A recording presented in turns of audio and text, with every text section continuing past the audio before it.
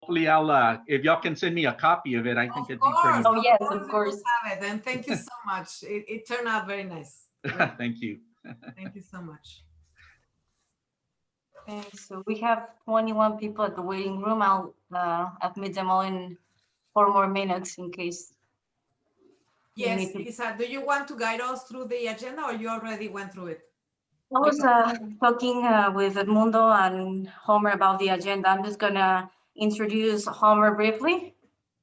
And after that, Homer will introduce Edmundo, and then Edmundo will be talking for 15 minutes, have a Q&A that Homer's gonna guide, and then we have another 15 minutes, Q&A, closing remarks.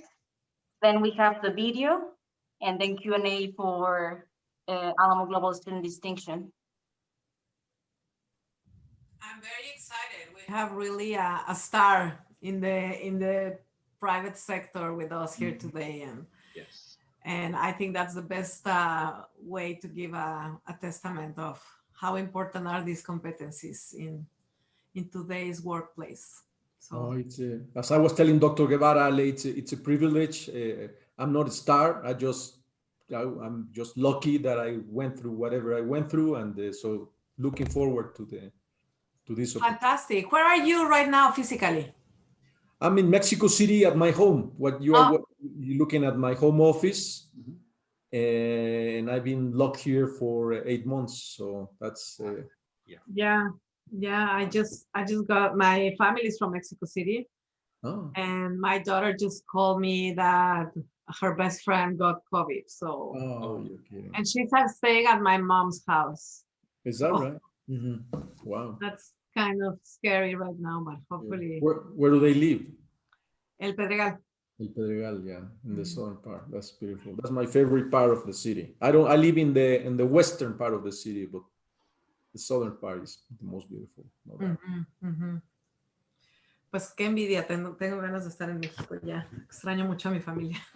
Creo, esa es la parte difícil. Yo tenemos una hija que vive en Seattle, está casada, su esposo es canadiense y no podemos irlos a ver y es una pena. Como tú dices, esa parte se extraña, ¿no? Sí, no, muchísimo. Y mi papá iba a venir esta semana y me canceló ayer. Entonces, claro. ¿Por esta razón? Sí. Sí, ¿Y qué le preocupaba? ¿Le preocupaba el avión o le preocupaba ya la llegada? Yo creo que todo, y enfermarse aquí también. Enfermarse aquí en San Antonio. La cuestión de los seguros y todo eso. Y su esposa, pues también tiene problemas de salud. Tiene Alzheimer. Entonces era como un viaje complicado, ¿no? No, la verdad es que sí, es una pena. Sí. Pero bueno, qué gusto tenerte con nosotros. Sí. No, muchas gracias, Ale. Dr. Guevara, fantastic to have you as moderator. Thank you very much. Thank you very much. I'm sorry, I grabbed, we still have a landline my phone, and I went to go grab it real quick in case it rings. I'll make sure to put myself on mute, but just in case it rings while I'm speaking, I'll be able to shut it off immediately. Absolutely. What is a landline, right? That's a question that all our attendees will ask. What is that? Exactly. So, it's something for the telemarketers so they can call you. We had been getting so many political calls. Also. So I was like, for the polls, yeah. Yes. So excuse me, sorry about that. No, please don't. You think we have still 1 minute for a question? Yes. A question for you very quickly. I spoke with this about it. What about the audience? Just 30 seconds on what's the, can you just share with me what's the audience? Yes. Would you like to respond, Isa, or I respond, or Dr. Guevara? I think Dr. Guevara has because most of them are students from his class, so he understands them better. And again, learning about the program, but I really like the fact, the things that you mentioned, you're going to talk about business, social dimension, personal dimension. It's perfect. And where they are and what they're trying to establish, right? Educationally. And then as they, move forward and trying to seek, a place in the workforce. So I think your information is going to be very valuable. So it will be, freshmen and sophomore students, at the community college level. Some of them are finding their way in what they want to major in. Mhm. And, perhaps, they want to go into the business world or major in business administration. Okay. It's just going to be, lack of a better word, a global audience, right? Okay. So I think your remarks and what you're going to talk about are going to prove valuable Okay. to the set of students we're going to have. That's great. Most of And your is it- sorry, you I'm asked the sorry, Ale. questions. I was going to ask, do they work or they are 100% students? A lot of our students work in the community college sector. A lot of our students are working students. A lot of them are working part-time. Some are actually the main breadwinners for their families right now because of the pandemic that we've hit. So those are some of the issues that I've had to deal with our students, Okay. and being flexible in some areas, as they move on. Some of their work schedules have changed. Okay. And so they interfered with classes. So I let them come in into another class on another day that's similar so that they don't miss out on anything. So that's a type of student. Okay. Sorry to interrupt, but it's it's 2:02, so I'm just gonna admit everyone so we can start. Okay, Yep. All set. Thank you very much again. thank you.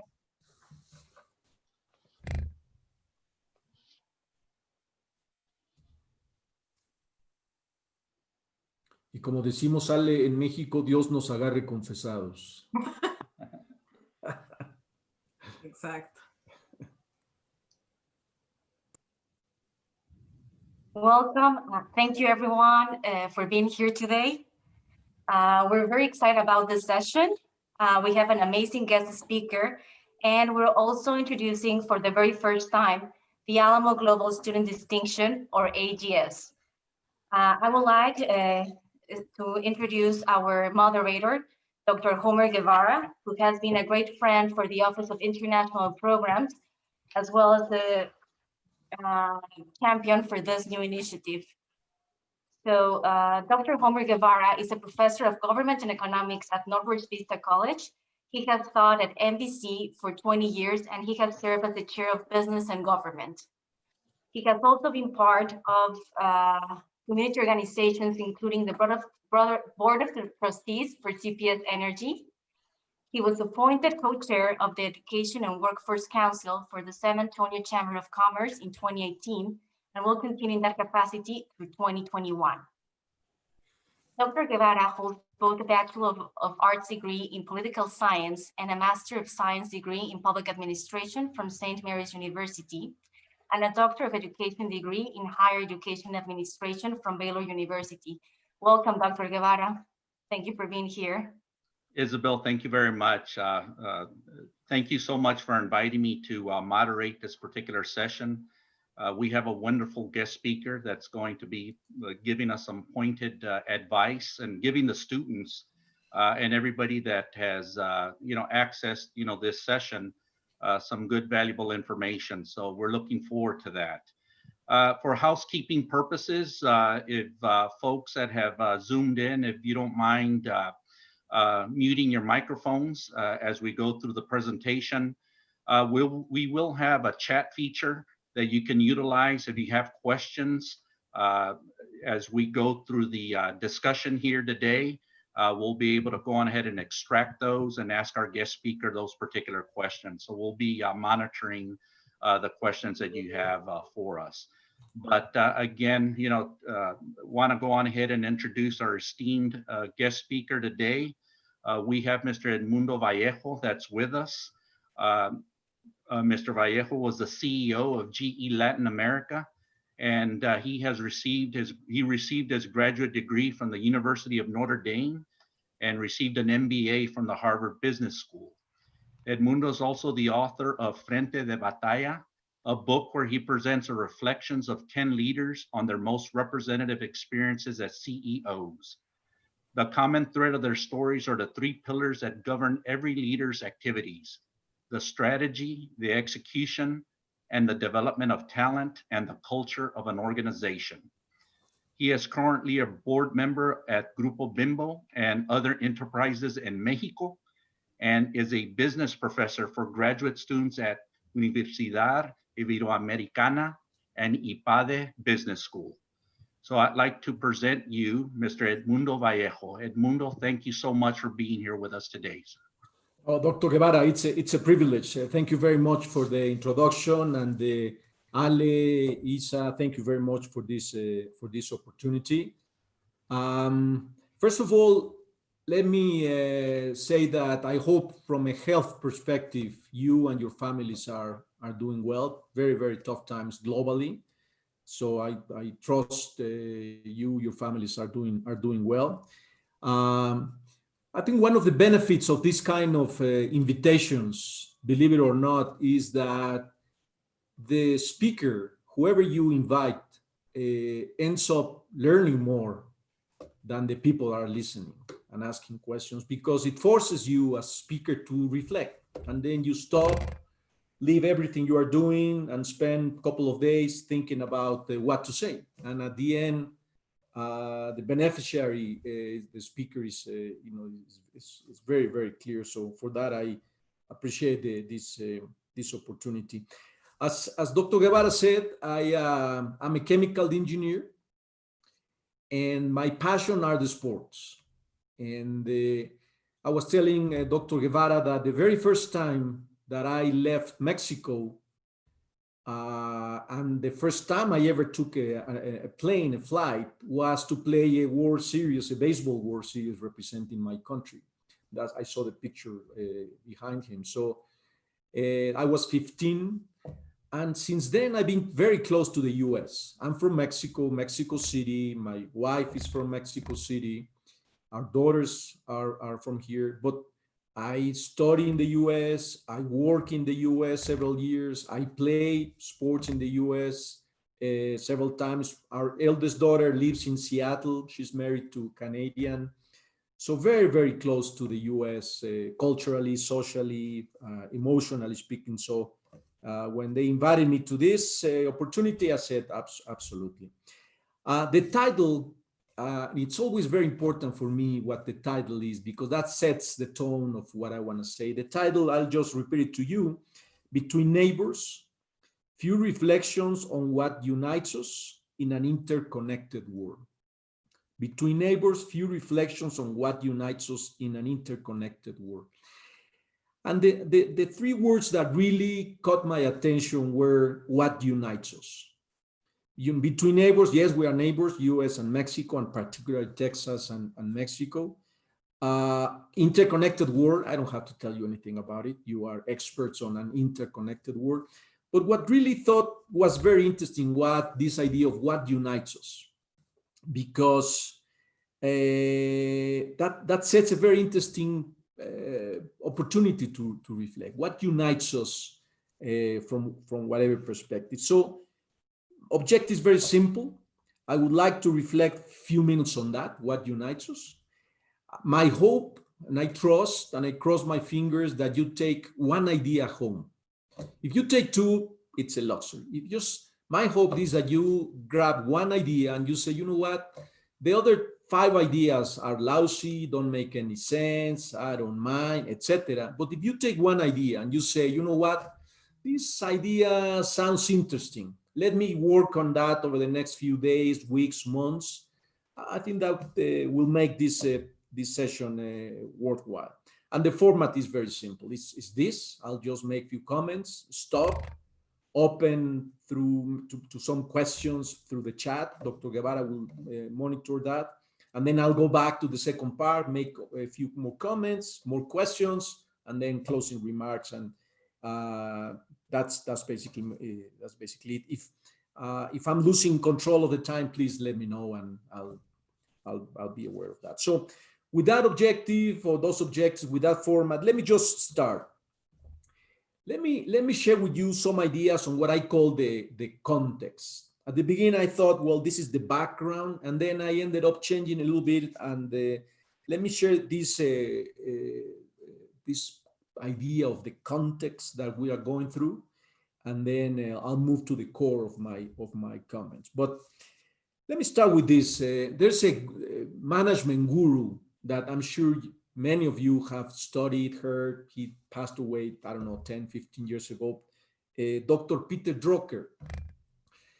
Dr. Drucker, who taught in Southern California and Claremont many years ago, but he's one of those gurus that go through the academia.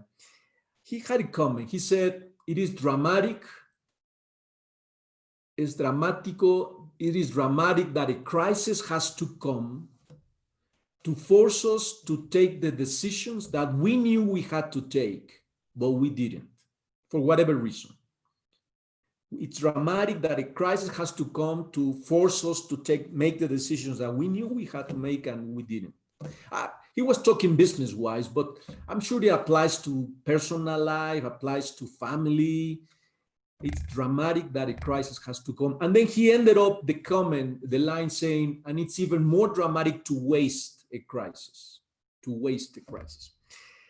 And it's interesting because pandemic arrived 36 weeks ago, at least in Mexico, pretty much at the same time in the US, early in other regions. The pandemic arrived, the COVID arrived, and it created the crisis that in the classroom, we had to force the students to reflect. What if a crisis, what would you do? Well, the crisis came. And under this idea of what unites us, well, the pandemic unites the whole world. Because there are no spectators in this crisis. Everybody, one way or another, is involved. Everybody, one way or another, is affected, regardless of how rich the country is, the US, or how poor the country may be. Everybody is affected one way or another. I have a good friend, he's Mexican, but lives in the US, who sits in the board of a health company in the US. And in March, when he was coming out of a board meeting, he called me and he said, you know what?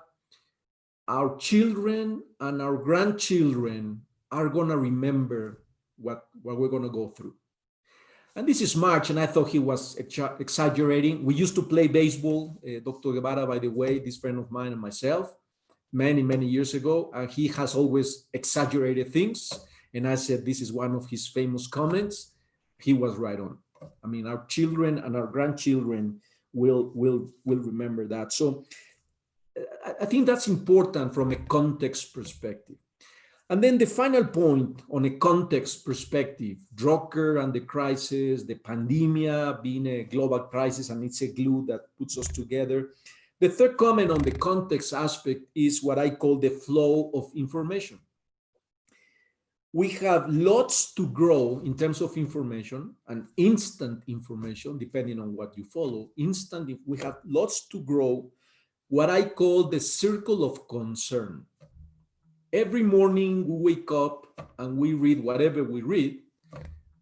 Most of you go through the social networks and tweets and all that. I don't have Facebook. I don't have anything like that. I still use fax. I haven't received a fax for quite a while, but every morning we wake up and we grow what I call the circle of concern.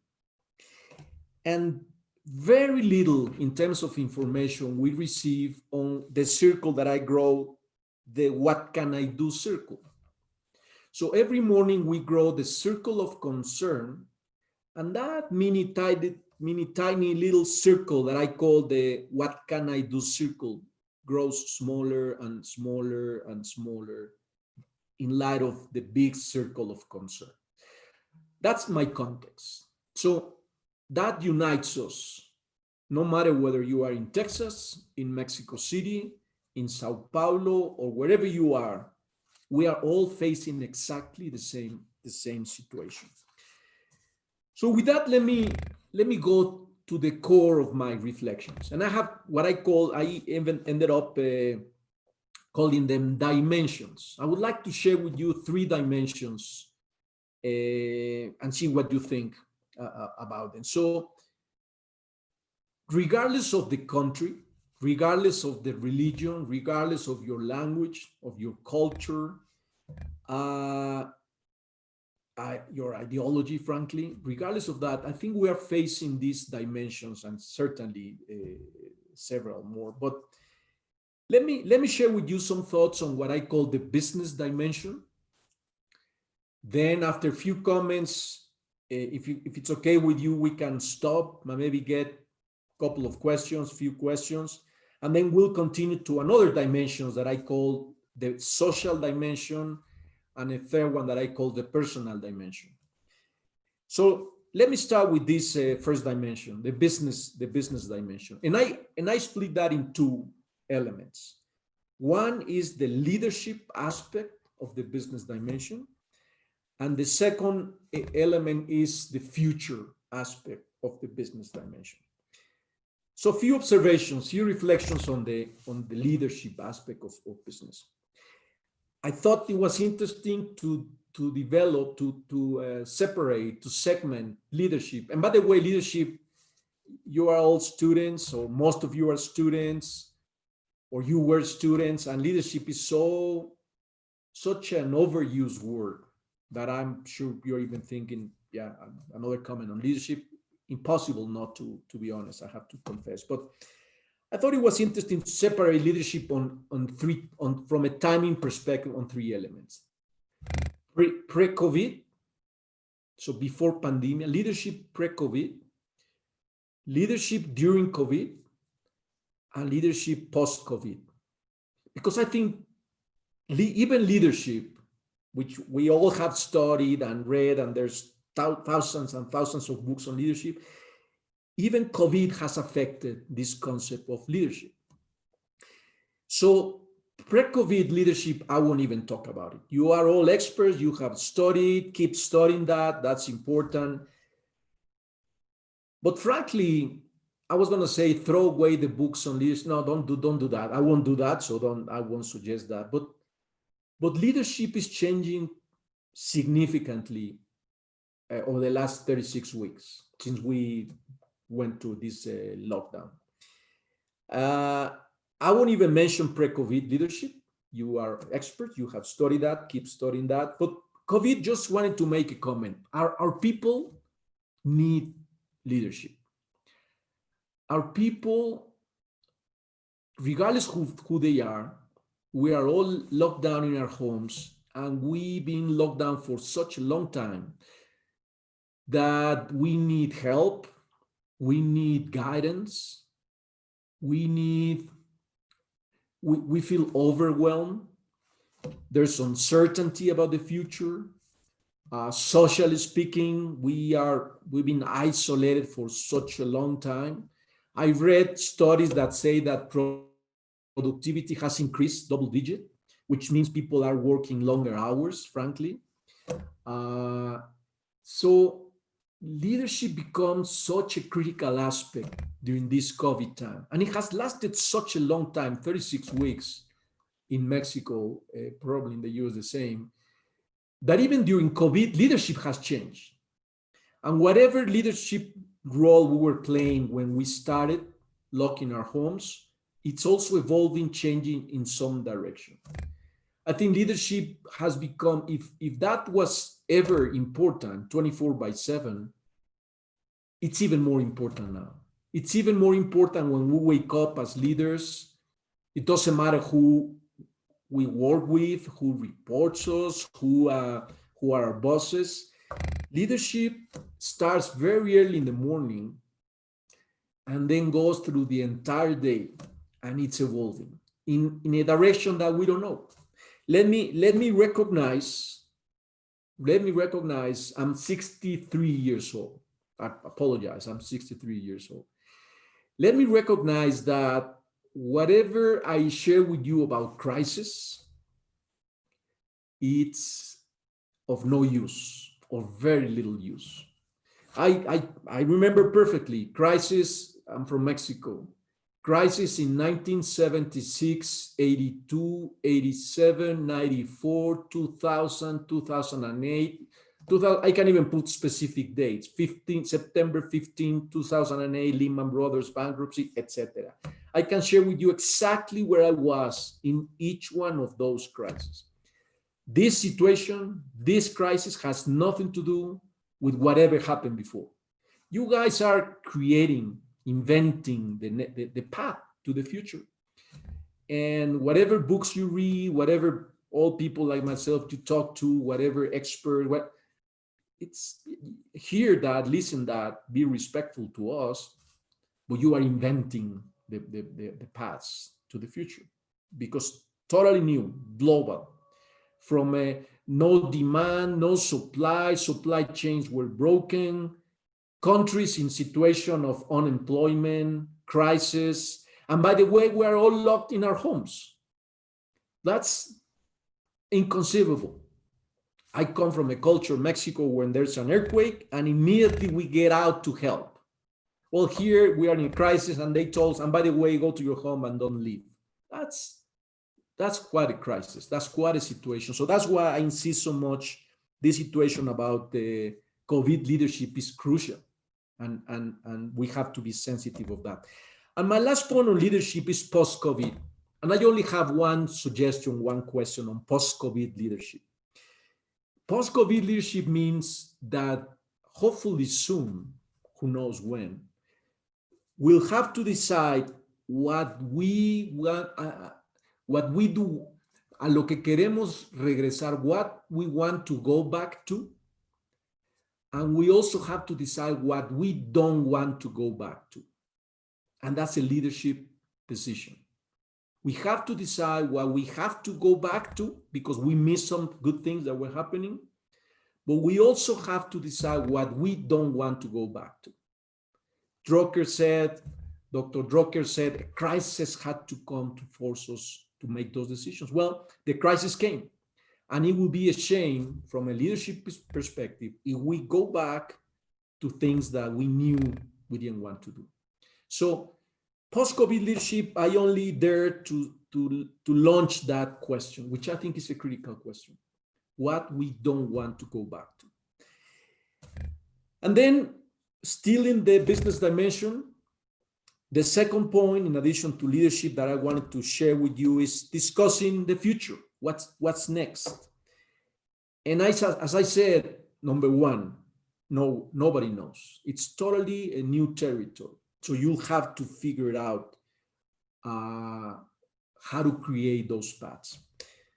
But if I can give you an advice on this uncertainty, on this world that is uncertain, we don't know what's going on, etc., the only little piece of advice that I can give you is follow the end user, follow the consumer. The consumer, your customer, the end user, the citizen, they reacted faster than anybody of us, anybody of the different players. If you think about the academia, if you think about the large businesses, if you think about governments, we are all still trying to figure out what to do, what to say, what are the paths. But the citizens, the consumers, the end users, those reacted immediately. Those reacted because suddenly from one day to the next, they lost their jobs. From one day to the next day, they had less money to spend. From one day to the next day, they had to change habits.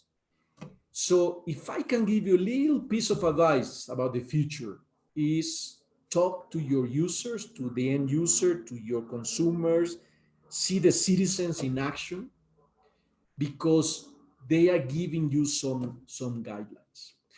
There's an anecdote. Let me see if I can share that with you in the right way. I like sports. I love sports. That's my passion. So in March, end of March, early April, I take my bike with one of my daughters. She's very much into sports. And we decide to ride Sunday, 8 o'clock in the morning from my home, where I live in the western part of the city, towards downtown on our bikes. So the two of us are riding our bikes. There's nobody, no traffic. We're starting the crisis.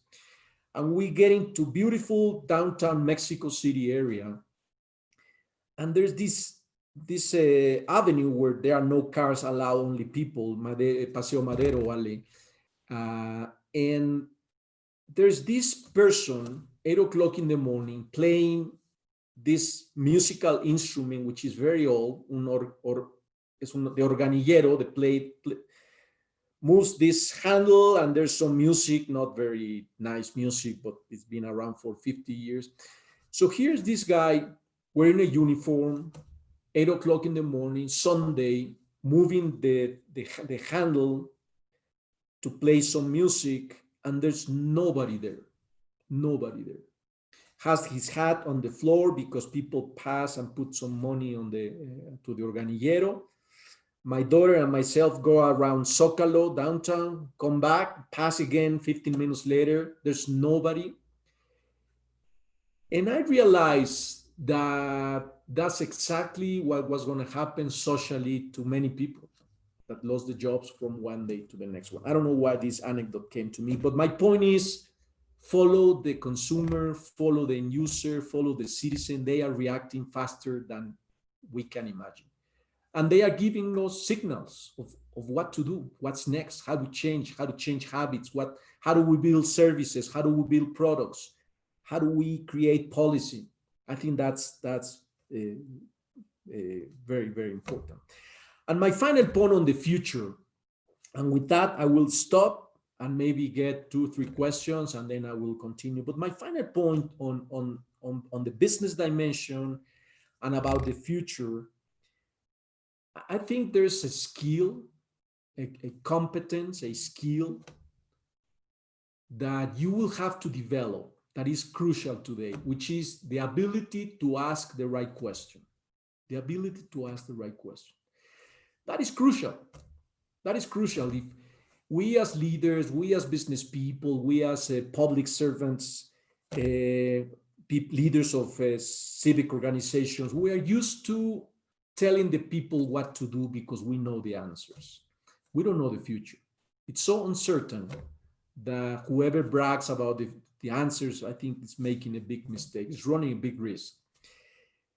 But the ability, so therefore, the ability to ask the right question has become even more important, because the right question will take the very limited resources, people-wise, money-wise, time-wise, the very little limited resources, and will guide us in certain direction, which hopefully will be a productive direction.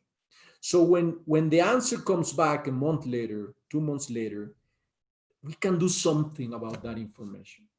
But if the question that we posted was the wrong question, then 2 months later, the limited resources come back and we wasted our time because they were trying to gather information and gather answers to the wrong question. So from a business perspective, but frankly, from now that I think about from many other areas, the ability to ask the right question has become even more important, because we don't even know what kind of answers we're trying to get back.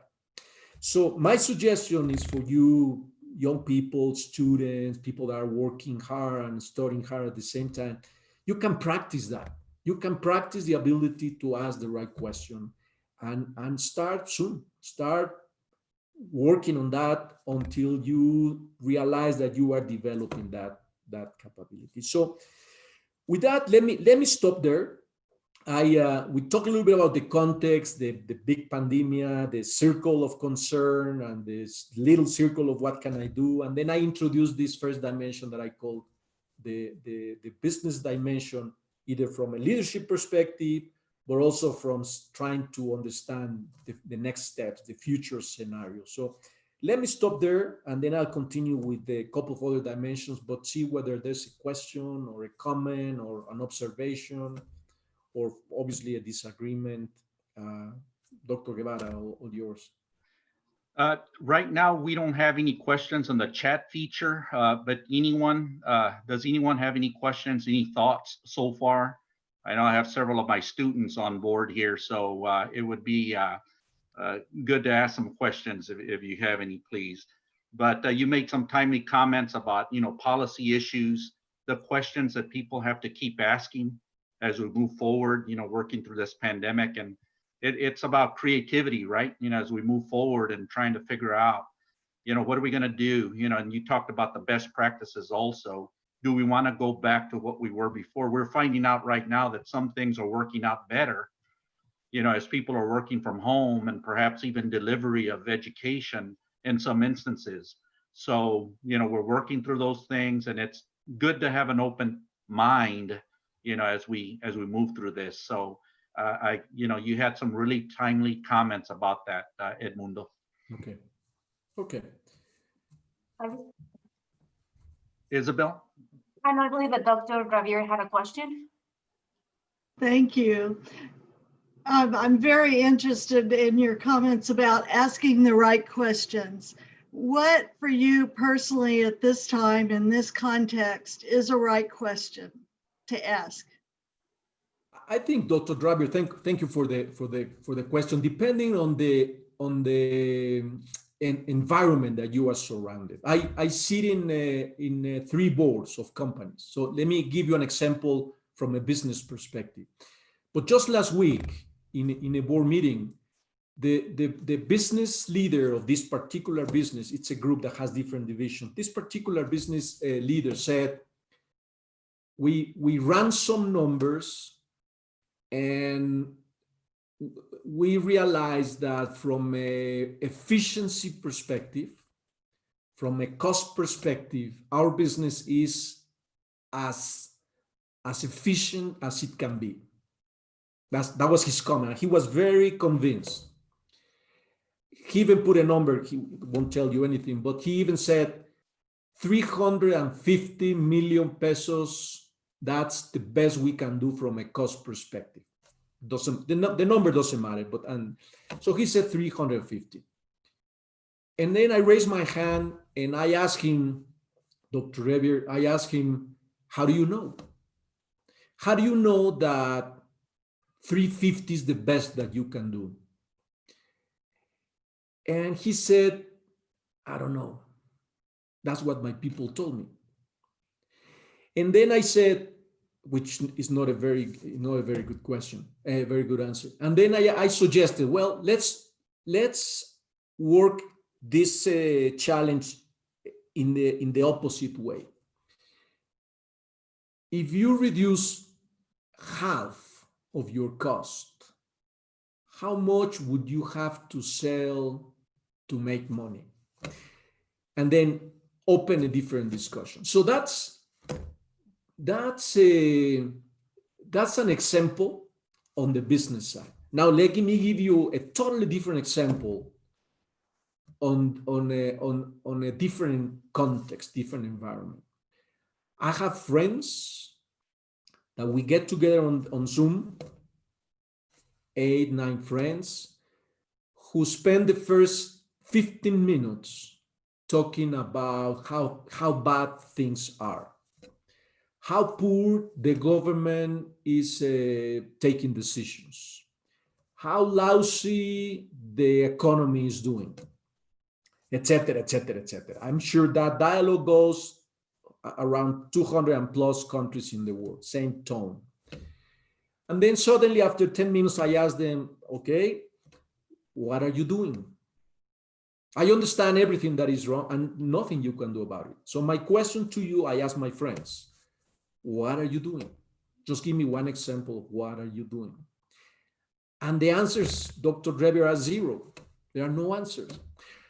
But that question changes totally the tone and I'll give you, as part of my presentation, I'll give you an example. That's a very basic question that suddenly changes the dialogue, changes the mood, changes the recognition of, yeah, you know what, we are doing nothing.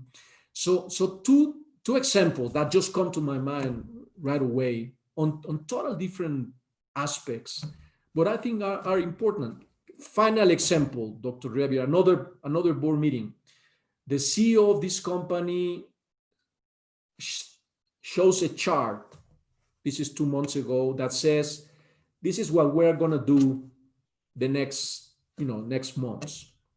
I raised my hand, I asked him, if you had shown me the chart in March, when the crisis was starting, what would be different from your chart? And then he looked at the chart and he said, man, very little. And I said, that cannot be. that it cannot be right that what you are showing 6 months after the crisis looks very similar to what the chart was reflecting 6 months ago.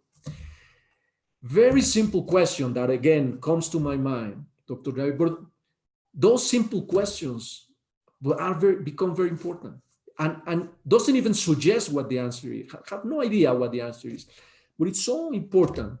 I think for the academia, same thing. What are the, another question that I would ask the academia would be, whenever things start to go back to the possibility of going back to the class, what are you going to change? What's going to be different? I think that's a very simple question that opens a very important dialogue. I know this institution, academic institution, that even when I sat down with the director, he said to me, on January the 8th, when things go back to normal, I almost cried when he said that. He's the head of this very important academic institution, saying when in January the 8th, when things go back to normal, that's not going to happen. I'd rather listen, this will happen, this will not happen, this, I don't know. But that's why I think this idea of the questions, and I'm sorry if it took a little longer, my answer, but I think that's why it's so important. And it's a lot of fun, and it's asking the right question in a simple way. It requires a lot of reflection, even just to ask the right question. So I hope I answered. Thank you, sir. Thank you for the question. Edmundo, we have about 14 minutes before 14. we start with the video, but we do have one more question. I believe Professor Sylvia De Leon mentioned we continue to be good neighbors. As we continue to be good neighbors between countries, how will we be able to continue the student and faculty exchanges between our countries after COVID?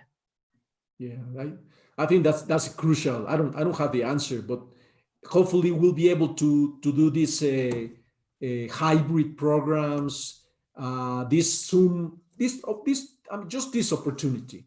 I was thinking that when I told my daughter half an hour ago, okay, I'm logging into this my home office to talk to this the association, community colleges. I was thinking, if you had invited me to have this conversation, this dialogue with you, and you had told me 8 months ago, you have to take a plane, come over here, etc., the chances probably would have said, you know what, I can't, for whatever reason.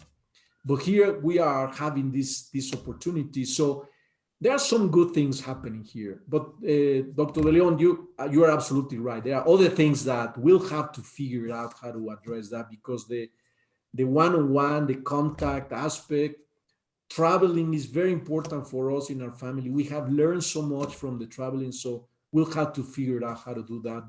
But hopefully it will be a hybrid combination. So I don't have the right answer, but yes, I also miss that, and I know exactly where you are. Bienvenido a San Antonio.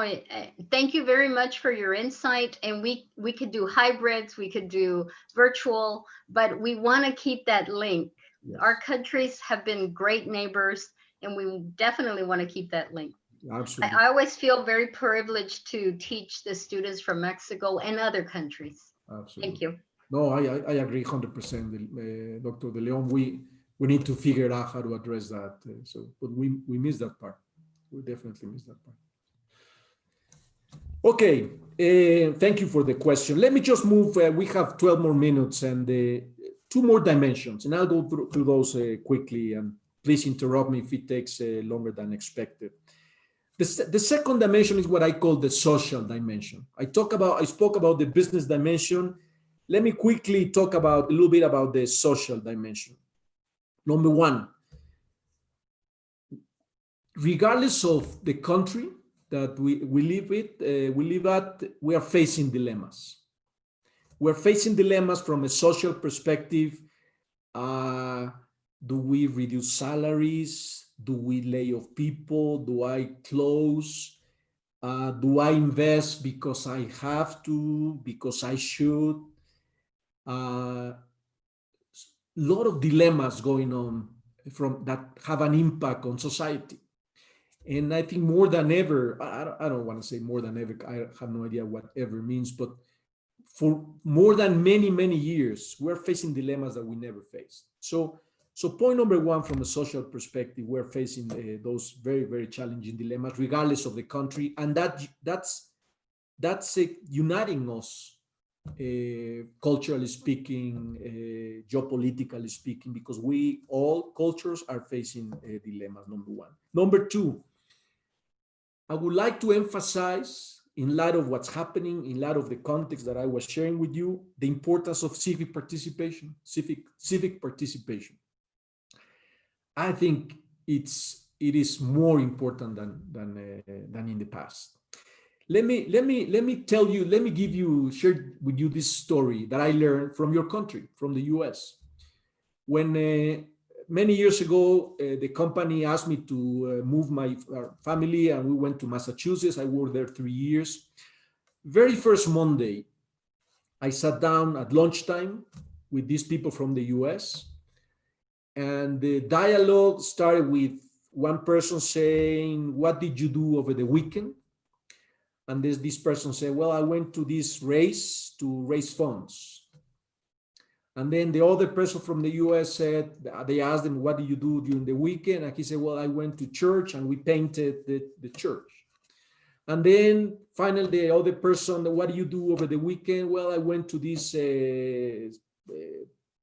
park. We would put a bench because somebody died, and we are putting this bench in memory of this person that passed away." And then they asked me, "Edmundo, what do you do during the weekend?" I'm from Mexico City. And I said, "Well, we went to movies and we had dinner." And then they say, "Oh, okay, that's fun." And then next Monday came, and then same dynamics, and then same questions, and everybody did something from a civic participation. And then they asked me, "What do you do?" And I said, "Well, I went to the movies and I went to dinner." And I said, "I went to a museum," just because I had to say something different. I didn't go to a museum. But then I realized very quickly, and your country taught me that, how important is the civic participation. And after that, this is like 25 years ago, 3 years later, I came back to Mexico, and has stayed with me forever.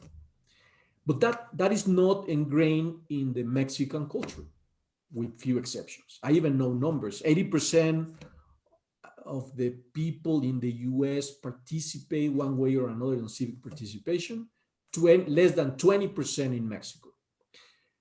So my point is the following. From a social dimension, good for you that you participate 80%, 70%, 60%, participate more. From a Mexico perspective, shame on us that we participate less than 20%. We have to participate more. Doesn't matter which country you live at, you have to participate more. That's another element of this challenge that we have from a social dimension. We have to participate more because things have changed significantly. And finally, on this social dimension, I spoke about what I call the circle of concern, grows faster and grows every day. The circle of what we can do is very little, very tiny, because we can do very little. But then there's a third circle that I would like to introduce here, which is called the circle of influence. I think we all have we have a great opportunity to grow this little circle of influence, which is bigger than the circle of what we can do. And as more circles of influence grow within this huge circle of concern, things will happen.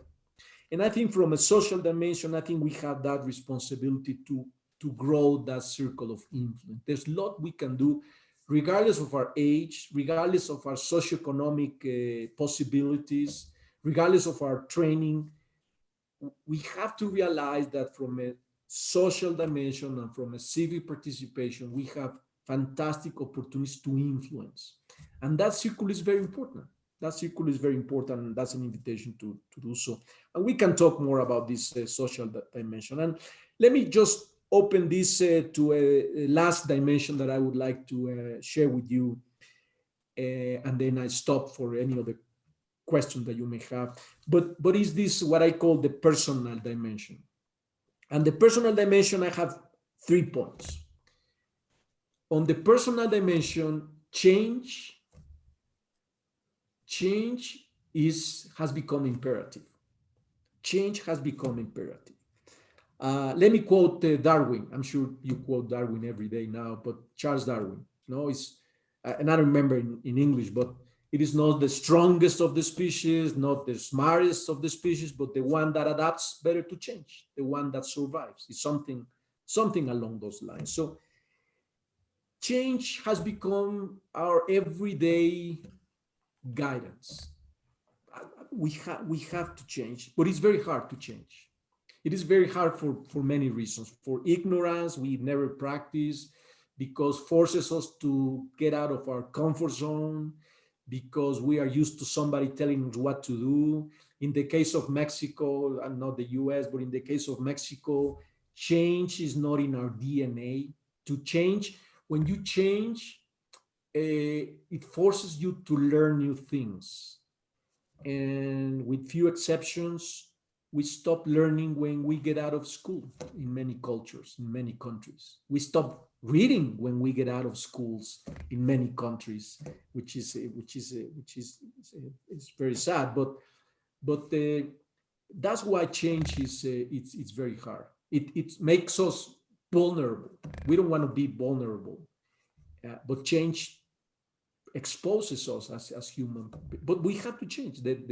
The size of the crisis is such that change it's imperative. Otherwise, we'll just disappear. We'll just fade. Second point on personal dimension. It's a suggestion for you. I don't know why, when the crisis started in March, I took a piece of paper and I opened what I call lessons learned from the lockdown. Lessons learned. In fact, I call it learnings from these days. I'm here. And I have like 20 learnings from these days. I don't know why. This is March. I had no idea how long it was going to last. The very first lesson that I learned, and I put it, and I call it the power of mute. The power of mute.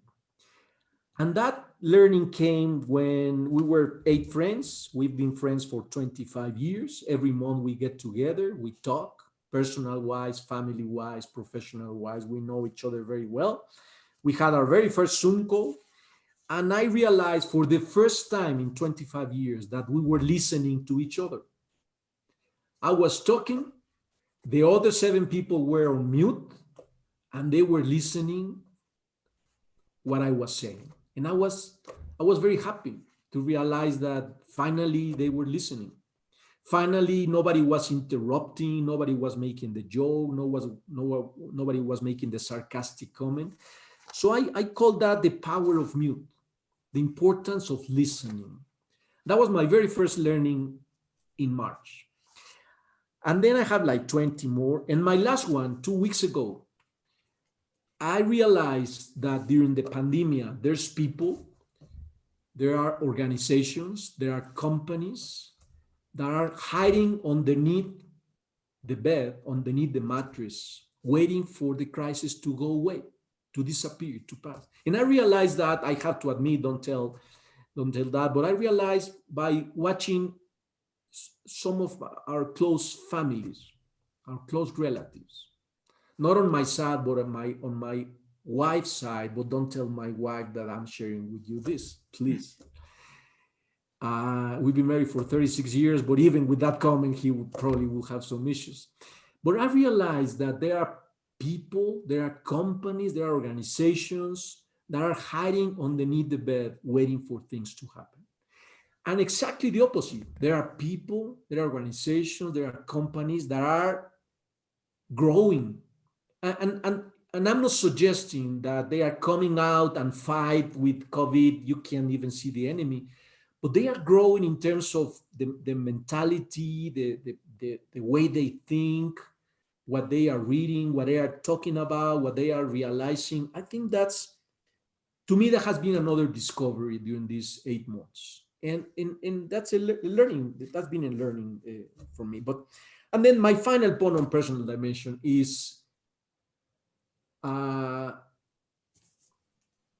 you have to think a little bit. We have to, not you, we have to reflect a little bit about the purpose in life. Purpose in life. That's after these 8 months lockdown, and after what we are going through as a human species and the species, and we have to ask ourselves those kind of questions. What do we want for life? What are we learning? Do we want to go back to the pragmatism that we are recognized for? Do we have to reflect a little bit more about transcending in life? I just went through this book for the third time, but I studied this book now. I'm sure you've read it, Viktor Frankl, Man's Search for Meaning.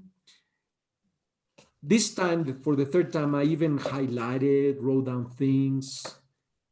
So I think it's life has given us this opportunity to reflect about what we want from life. I think I'm 63, but I hope that the people that are 25, 27, less than 20 are also thinking about that. It's different perspective, I'm sure.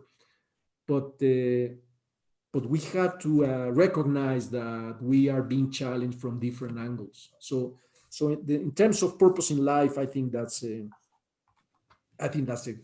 very interesting opportunity. We can see our parents go through this, suffer what they are going through, our professors, our business people. So I think purpose in life has become a very important element of this reflection. So stop there. I have 3 comments to as a way of closing remarks, but open to suggestions, questions on this social dimension, personal dimension, or even business dimension. And I apologize that I have gone a little faster than I wanted to, but I know time is limited. So any observation, any reflection that you would like to share, Dr. Guevara, or yours? It was such a valuable, piece of information, that you provided for us. I'd be interested in seeing that list of the 20 things you've written down. I don't know if you'll create an article about it or a small book, but I think that would be something that I'm always open to learning. You mentioned that we have to be open to learning. In my position and leadership positions on committees, on boards, I always try to take in as much, from leaders, from CEOs and people such as yourself, with that valuable experience. So I'm glad you mentioned those things so that our students will consider, reading and continuing to learn from people who have had, such good experiences. Yeah, I promise. I wasn't planning to. Dr. Guevara, I promised to order that on Word, and I will send it to you absolutely. That would be fantastic. I think right now what we're going to do is we're going to take a look at our video. Isabel is going to. We produced a video. I believe Alejandra wants to say something, and then that'll be great. Alejandra, Dr. Guevara, I know you're the moderator, but I really feel that what you are giving us today, Edmundo, is a lot of pills of wisdom, because we need to stop, pause, and reflect. I think we have been going always so fast, and in anything we do. And just to give you a very short example, as director of international programs for the Alamo colleges, when the pandemic came, I said, what are we gonna do? I mean, I can travel, nobody can travel, nobody can come, nobody can go. What are we gonna do? And then as the days went by, we really had this reflection that, wow, but at the same time, this is a paradox. We're more international than ever. And we're changing as a consequence some of our programs. We're creating new programs too. One of those programs is the Alamo Global Student Distinction. And one of the things that, and you started your reflections with speaking about international. and how international has changed, how the concept of international is very special, because despite being in our own homes, in our own screens, in our own intimacy of our houses, we are more connected than ever. And it's true. I can go now to a meeting in the morning with partners from India, and then in the afternoon, I can be speaking with partners from Mexico, and you don't need to pack your baggages, and you can mute yourself and hear others. So what do you think regarding international and global competencies in this new world, in this new context? Give us some pills of wisdom there. Well, it's interesting because I think it's a great question, Ali.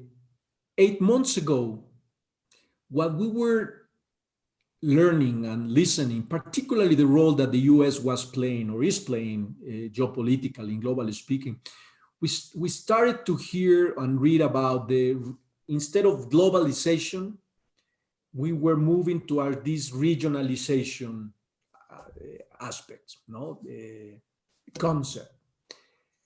Whereas, Europe would do their thing, and Asia would do the thing, and obviously the US trying to isolate, the way I read that, and I know you are the experts, I'm not, but trying to isolate for whatever reasons from the rest of the world, America first, etc., etc.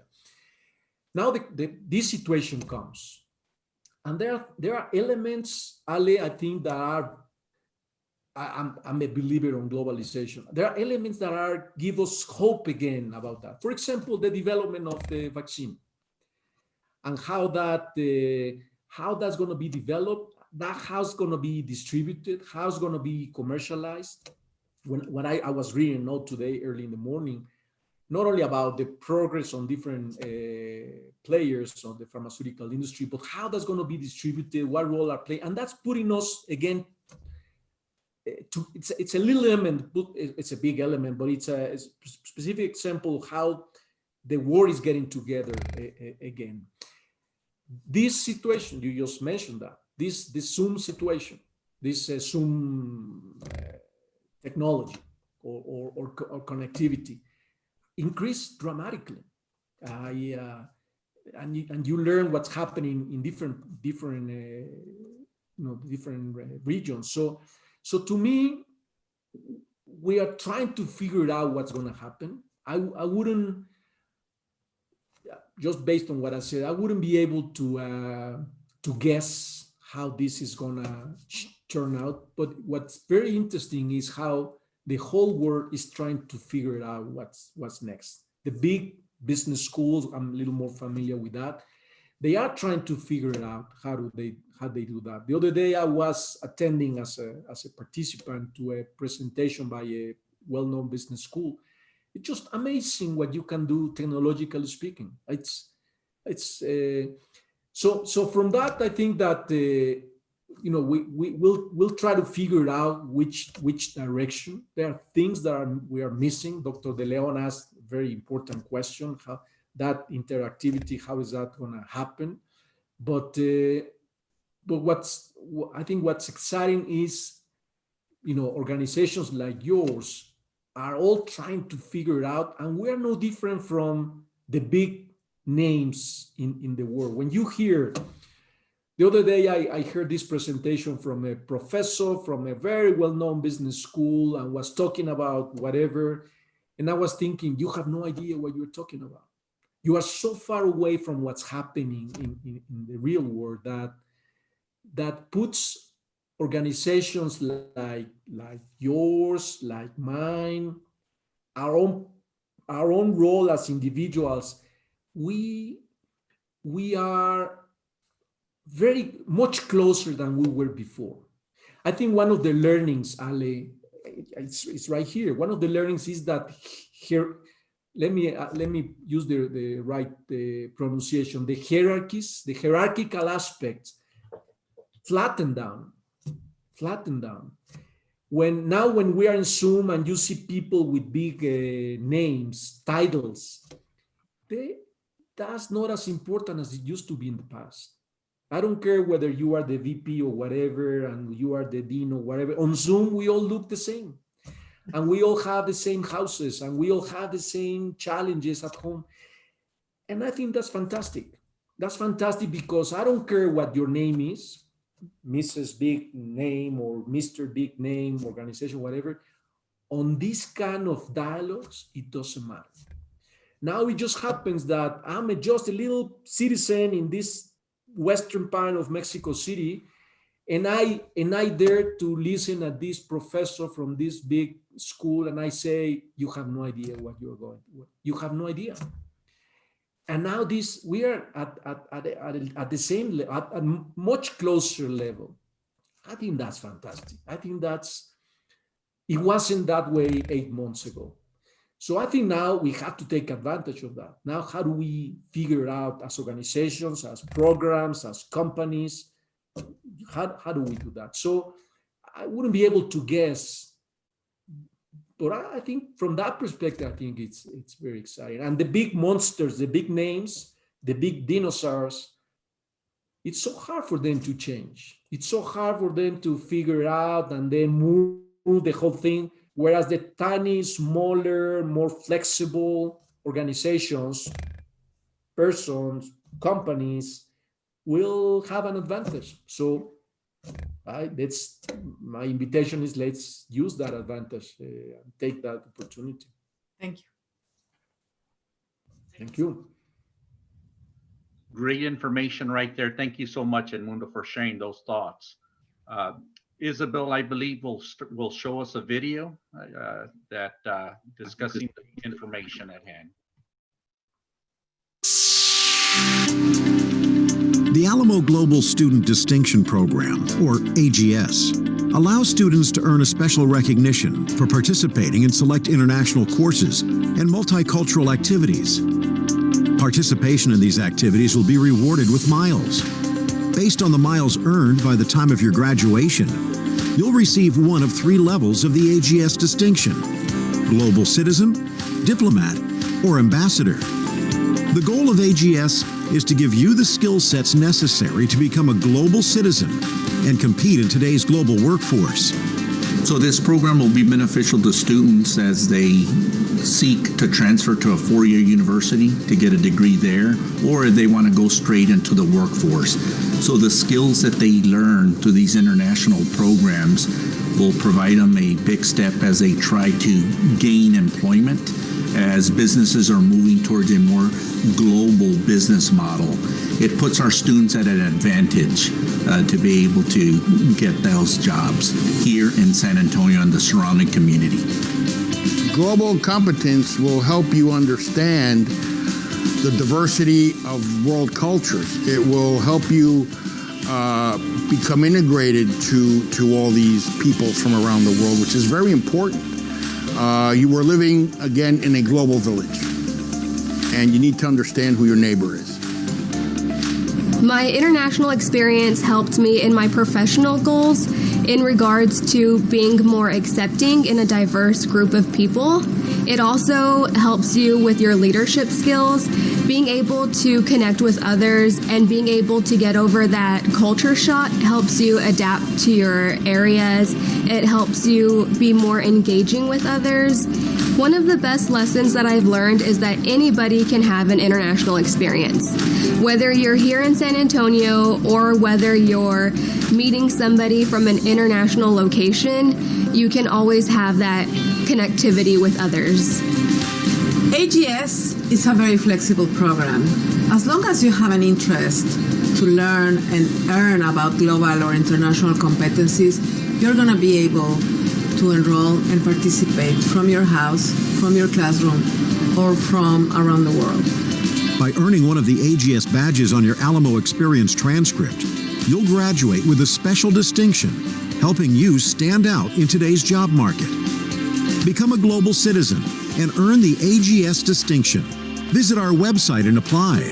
The Alamo Colleges District, taking international education beyond the classroom.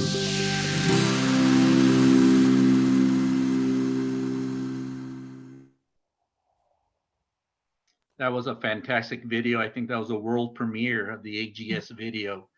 So very well made. Thank you, Isabel, for getting that together. did you have anything to share, Isabel, before we ask Mr. Vallejo for some closing remarks?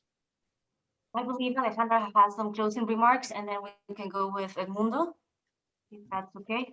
No, I prefer we let our guests to make some final remarks, and thank you so much. Really pills of wisdom, because I feel that your conference today was kind of pause, stop, and reflect, and so a lot of times we need that, especially in this time. So thank you so much for that. That's great. That's a great title for another presentation, Ali. Thank you. Just 3 quick comments. Number 1, we talk about different dimensions. My suggestion, my request, my invitation, we cannot be unidimensional. You pick whatever dimensions, but the situation requires more than one dimension. Frankly, you can even add, I was thinking about the moral dimension, even the spiritual dimension. But in this world today, we cannot be unidimensional. I think that's one way to close this conversation. The second one, you have to ask yourself, what can I do? You cannot be a spectator. In this situation, you cannot sit down and just become and simply wait and see. I think you have to make yourself useful one way or another, but you have to ask yourself every day, what can I do? What's my role? You have to make yourself useful. And the third one, which I think it's probably a good way to close this one, which I think is more important. My invitation is for you just to imagine that in 2 years, this program invites you to share with the audience what you learned during this time. In 2 years, you get invited and they say, okay, share with the audience your learnings, your reflections, what you did, and imagine that. So it's my way to say, starting today, kind of build your own list. Starting today, start adding, these are the things that I'm doing in light of what's happening. So that in 2 years, they don't take you by surprise. And then the answer is, you know what, I cannot accept your invitation because nothing happened. Or I cannot accept the invitation because I didn't even reflect about it. So my suggestion is, we've gone through such a hard experience, and who knows how long this is going to take. That work along those lines. What would you tell the audience if that was the case? So I just want to say thank you very much for the invitation, Ale, Isa, Dr. Guevara. As I said at the beginning, it's always more beneficial for whoever is sharing ideas, because it's exactly what you said, Ali. Stop, leave everything, reflect, and learn from that reflection. I think that's been very, very useful. So stay well. It's been a privilege, and good luck with the program and everything you're doing. Thank you so much. And thank you everyone that joined us today. Dr. Guevara, fantastic to have you. Thank you very much, Edmundo. Thank you so much for being with us. And it was a pleasure. I think you provided everybody with some great insight. I'm sure the students, everybody that tuned in today appreciates your words of wisdom. So thank you so much. And I really would like that list of 20 things. Just kidding. I mean, but I think, coming from somebody like you, I think it would be well worth, seeing what your thoughts are. So I promise I'll send it to you. But if you don't like them, don't tell me you didn't like them. That sounds fantastic. Absolutely. Thank you, everybody, for tuning in today. We appreciate it. And we have, a slew of other programs throughout the week. So please join. Again, it's International Education Week, and the Alamo Colleges is doing a fantastic job of promoting and having other sessions. So thank you all, everybody.